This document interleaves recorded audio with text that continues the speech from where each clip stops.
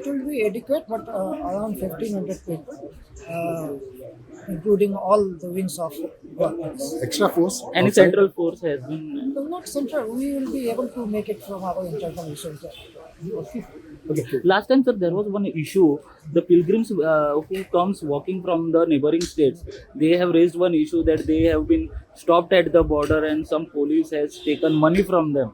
It seems. So they have raised this issue last time. So they have also requested if this No, can be we'll- discussed. it will not be like this. Such things should not happen at all. And necessary instruction will be passed to the check post also. The people who are coming to visit exposition, they should not be inconvenienced in any manner.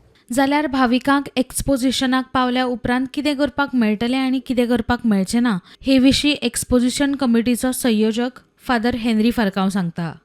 Photography will not be allowed inside the cathedral. Photography of the relics will not be allowed. We will not allow mobile phones to be on. No? They have to be switched off. Also, liquids and other things, there will be a security check. They will not be allowed.